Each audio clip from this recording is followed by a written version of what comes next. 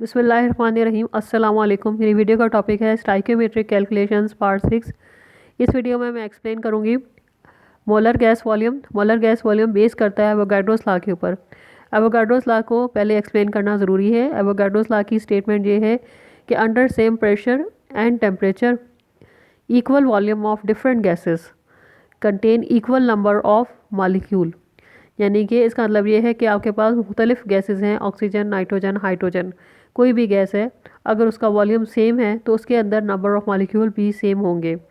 लेकिन उसके लिए कंडीशन क्या है? कंडीशन ये है कि वो same pressure and same temperature पर हों। इसको मज़ीद एक्सप्लेन करते हैं नेक्स्ट स्लाइड में। आप सपोज़ करें कि आपके पास तीन एक जैसे कंटेनर हैं एक ही साइज़ के। इन तीन कंटेनर में आप तीन अलग अलग गैसेस लेते हैं। पहले कंटेनर में लेते हैं ऑक्सीजन गैस, सेकंड कंटेनर में लेते हैं कार्बन डाइऑक्साइड गैस और थर्ड कंटेनर में लेते हैं नाइट्रोजन गैस। अब चूँकि कंटेनर का साइज़ सेम है, इसका मतलब है कि इन तीनों गैसेस का वॉल्यूम सेम है।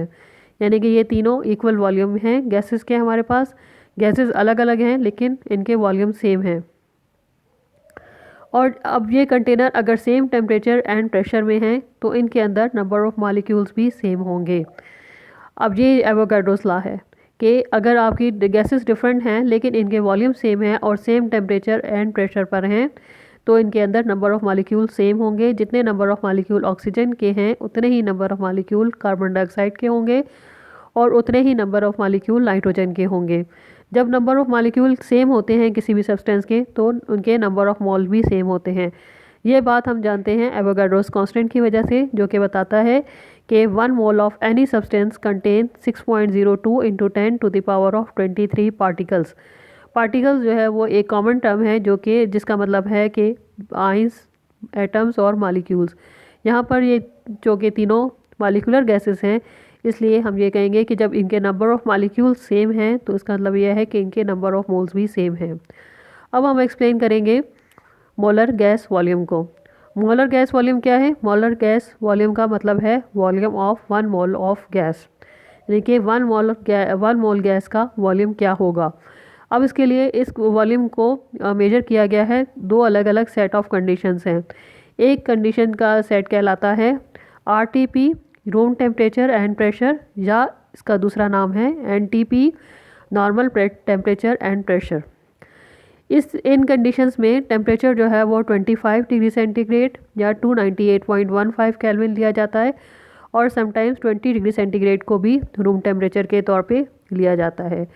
और प्रेशर जो है उसमें 1 एटमॉस्फेयर के बराबर होता है। तो ये कंडीशंस जो हैं वो RTP और NTP कहलाती हैं। इन कंडीशंस में जब 1 मोल ऑफ गैस का वॉल्यूम जो है वो मेजर किया गया तो वो इक्वल होता है 24 डेसीमीटर क्यूब या 24 लीटर के बराबर। तो ये है मोलर गैस एट RTP और NTP। इसके अलावा एक और जो दूसरी कंडीशन जो ली गई है मोलर गैस वॉल्यूम को मेजर करने के लिए, वो कहलाती है STP। STP स्टैंड करता है स्टैंडर्ड टेम्परेचर एंड प्रेशर के लिए। इन कंडीशंस में टेम्परेचर जो है वो लिया जाता है 0 डिग्री सेंटीग्रेड या 273.15 केल्विन और प्रेशर जो है वो इक्वल होता है 1 एटमॉस्फेरिक प्रेशर के बराबर। इन कंडीशन में जब वॉल्यूम ऑफ 1 मोल जो है वो गैस का मेजर किया गया तो ये पता चला कि at STP 1 mole of any gas occupies 22.4 decimetre cube और 22.4 लीटर। तो ये है गैस का volume at STP, 1 mole of gas का वॉल्यूम। अब इसमें जो चीज़ें आपने याद रखनी है वो सबसे पहले आपको पता होना चाहिए कि आप चूँकि वॉल्यूम की कैलकुलेशन करेंगे तो आपको वॉल्यूम के यूनिट्स पता होने चाहिए। वॉल्यूम के दो यूनिट्स इस्तेमाल होते हैं ज़्यादातर, एक है लीटर और डेसीमीटर क्यूब। ये बराबर हैं, 1 डेसीमीटर क्यूब और 1 लीटर बराबर होते हैं। दूसरा छोटा यूनिट जो इस्तेमाल किया जाता है वो सेंटीमीटर क्यूब है जो कि 1 ml के बराबर होता है। तो ये यूनिट हैं वॉल्यूम के जो कि इन कैलकुलेशंस में इस्तेमाल होंगे।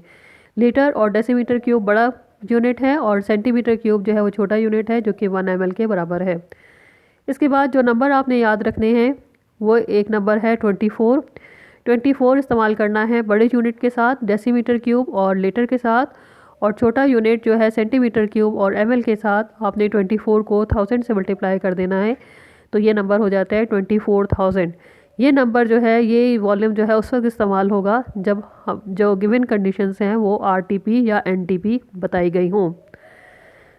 इसके बाद जो है वो आपका दूसरा नंबर जो आपने याद रखना है वो है 22.4। 22.4 नंबर इस वक्त इस्तेमाल होगा जब बड़ा यूनिट इस्तेमाल करेंगे, यानी कि डेसीमीटर क्यूब और लीटर, और जब छोटा यूनिट इस्तेमाल करेंगे सेंटीमीटर क्यूब और ml, तो इस 22.4 को 1000 से मल्टीप्लाई करेंगे तो ये हो जाता है 2400। इस नंबर को उस वक्त इस्तेमाल करना है जबकि जो कंडीशंस आपको बताई गई हों वो अगर एसटीपी हों। तो ये चीज़ें आपको अच्छी तरह से याद होनी चाहिए। जब हम इसको प्रॉब्लम को सॉल्व करेंगे तो हम इन्हीं को यूज़ करेंगे। इसकी कुछ और एग्जांपल्स देख लेते हैं ताकि ये आपको अच्छी तरह से याद हो जाए। अब ये पहली एग्जांपल में देखें कि आपके पास 1 मोल ऑक्सीजन है। अब अगर वो एनटीपी और आरटीपी कंडीशंस हैं तो आप जो नंबर इस्तेमाल करेंगे वो 24 होगा। 24 लीटर और डेसीमीटर क्यूब इसका वॉल्यूम होगा। यही 1 मोल ऑफ गैस अगर एट एसटीपी है तो इसका वॉल्यूम जो है वो 22.4 लीटर और डेसीमीटर क्यूब के बराबर होगा। अब ऑक्सीजन के बजाय अगर गैस चेंज कर देते हैं, कार्बन डाइऑक्साइड ले लेते हैं, तो भी नंबर सेम ही रहेंगे। 1 mole of carbon dioxide, NTP और आरटीपी जब कंडीशन होगी तो इसका वॉल्यूम 24 लीटर और डेसीमीटर क्यूब के बराबर होगा। और अगर कंडीशन एसटीपी होगी तो इसका वॉल्यूम 22.4 लीटर और डेसीमीटर क्यूब के बराबर होगा। अब हम इसको ऐसे कंक्लूड कर सकते हैं कि 1 mole of any gas at NTP और आरटीपी ऑक्यूपाइज 24 लीटर और डेसीमीटर क्यूब, यानी कि एनटीपी और आरटीपी के साथ नंबर इस्तेमाल करना है 24 लीटर, और एट एसटीपी जो नंबर इस्तेमाल होगा वो है 22.4 लीटर और डेसीमीटर क्यूब। तो ये इंट्रोडक्शन था मोलर गैस वॉल्यूम का। इसके जो मज़ीद कैलकुलेशंस के लिए आप नेक्स्ट वीडियो देखिएगा। Thank you. अल्लाह हाफिज़।